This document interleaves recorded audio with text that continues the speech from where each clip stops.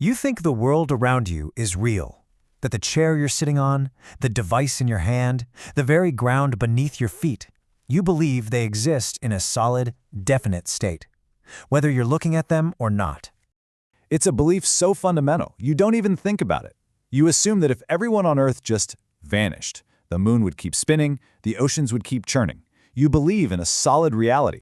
And you're wrong. You are clinging to a comforting fairy tale, a story you tell yourself because the alternative is simply too terrifying to comprehend. You are lying to yourself. Now, this isn't some philosophical thought experiment. This is not religion. This is hard, cold physics. This is the dark secret waiting at the bottom of a rabbit hole called the Double-Slit Experiment. It is the scientific proof that observation doesn't just see reality. Observation creates it. This is the discovery that one of the greatest minds in all of human history, Albert Einstein, fought against until his dying breath. He went to his grave desperately trying to disprove it, because he knew that if it was true, then everything we think we know about the universe is a lie. To understand just how terrifying this experiment really is, you first have to accept a fundamental truth about your own biology. Your brain is not a truth machine. It's a survival machine. The world you see isn't the world that's there. It's a reconstruction, a user interface designed to keep you alive. Look, evolution did not design your mind to grapple with quantum mechanics. It designed you to not get eaten. Think about it. If an early human saw a lion disappear behind a large rock and their brain concluded the lion no longer existed, well, that human wouldn't last very long. So your brain evolved a critical shortcut: object permanence. The assumption that things are still there even when you can't see them. It's a brilliant survival hack, but it blinds you to the true nature of the cosmos. Think about how a modern video game works. The powerful graphics engine only renders what's in your field of view. The city in front of you looks real, solid, but what's behind you? It's not there. It's just lines of code, a sea of potential waiting to be rendered the moment you turn around. It saves processing power. Well, the double-slit experiment suggests our universe operates on the exact same principle. We're not moving through a solid, pre-rendered world. We are moving through a field of pure probability that only snaps into solidity when a conscious observer demands to see it. So this brings us to the experiment that shattered reality. Imagine a machine firing tennis balls at a wall with two vertical slits in it. Pretty simple, right? Some balls will go through the left slit, some will go through the right.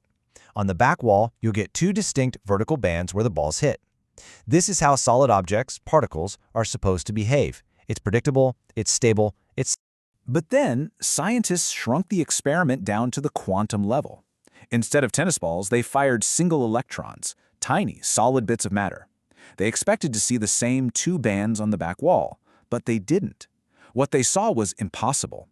They saw an interference pattern, multiple, alternating bands of light and dark, a pattern that can only be created by waves, like ripples in a pond, interfering with each other. But they were firing single, solid particles. And that's the central, horrifying paradox. It means that the single electron left the gun, somehow transformed into a wave of possibility, went through both slits at the exact same time, interfered with itself, and then reformed as a particle to hit the back wall.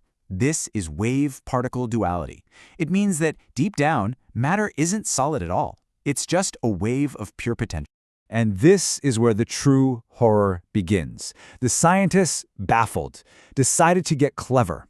They put a tiny detector right at the slits to see which one the electron actually went through.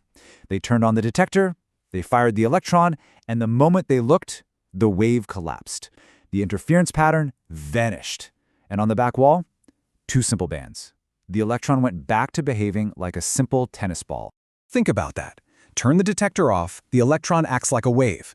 Turn it on, it acts like a particle. The conclusion is as inescapable as it is terrifying.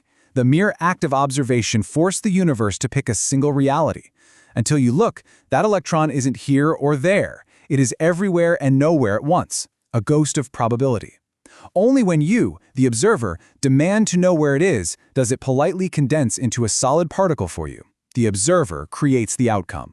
This result wasn't just strange. It was so profoundly disturbing that it launched a 30-year war for the very soul of physics. On one side, you had Niels Bohr and his Copenhagen interpretation, which embraced this probabilistic madness. And on the other, you had Albert Einstein, the last great champion of a concrete, objective reality. Einstein despised this idea with every fiber of his being. For 3 decades, he waged an intellectual war on Bohr. He devised brilliant thought experiments, argued relentlessly, and spent sleepless nights scribbling equations, trying to find a flaw, any flaw, in the theory.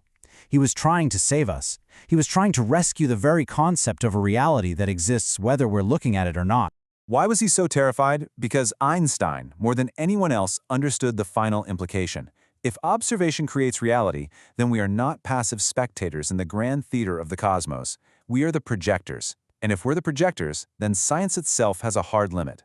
We can never truly see what's behind the curtain. We can only see the picture our own spotlight of attention creates. In the end, Einstein failed. Every experiment since has proven him wrong. The universe isn't made of hard stuff. It's made of pixelated potential. And this opens a Pandora's box of unsettling questions.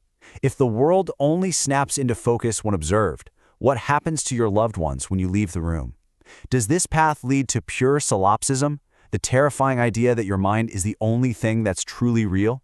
Or are we all part of some vast collective consciousness dreaming this universe into being together? The experiment doesn't give us the answer. It just points silently at the glitch in the code. But these implications don't just stay in the strange world of the subatomic. They scale up. If the observer affects the observed on a quantum level, then you are affecting your own life, your own reality, simply by how you choose to look at it. This isn't mysticism. It's a well-documented psychological parallel called the Hawthorne Effect. Back in the 1920s, researchers at the Hawthorne Works factory tried to figure out how to increase worker productivity. First, they increased the lighting, and productivity went up. Great! Then they decreased the lighting, and productivity went up again. No matter what they changed, break times, pay structures, anything, productivity kept increasing. Why? Because the workers knew they were being watched. The simple act of observation, of paying attention, changed the behavior of the entire system. You are the electron. Your life is the wave function. But this is where a dangerous trap lies, the trap of obsessive monitoring. It's easy to think that if some observation is good, then total observation must be better. This is a profound mistake. It leads to a kind of psychological Zeno's paradox. A watched pot never boils. If you stare at your own anxiety, monitoring its every flicker, you freeze it in place. You can't force the wave to collapse in your favor by staring at it with fear.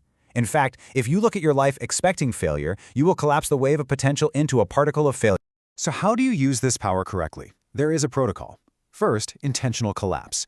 Your attention is a finite resource, a spotlight. Focus that spotlight on the solutions you want to render into reality, not the problems. Second, observer dissociation. Learn to step back from your own thoughts and emotions. Observe them as if you were a scientist studying data. This emotional distance allows you to see the system clearly. And third, probability surfing. Stop thinking in terms of success or failure. Instead, take multiple, varied actions to increase the probability of the outcome you desire. You don't control the wave, you learn to surf it. Be warned, this knowledge comes with a profound danger. Once you realize that reality is a construct, it can be very tempting to believe that nothing matters.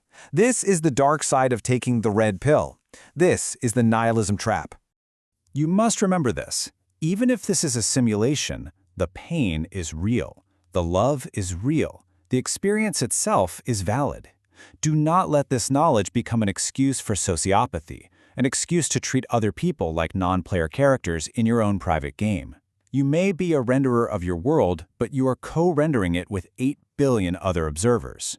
Your reality is not separate from theirs. And if you try to hack the game for your own selfish benefit, you will create a destructive wave of consequence that will, eventually, wash you away.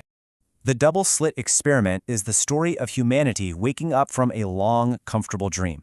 We thought we were walking on solid ground. Now we know we are walking on a stage made of light and shadow, of pure potential.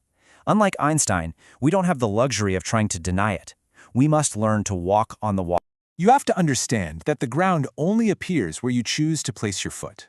The universe is out there, a vast quantum ocean, waiting for you to look at it, waiting for you to give it form. So stop waiting for reality to happen to you. Look at it, observe it, and collapse it into the shape of your will. The curtain is open. The projector is on. The only question left is, what are you going to watch?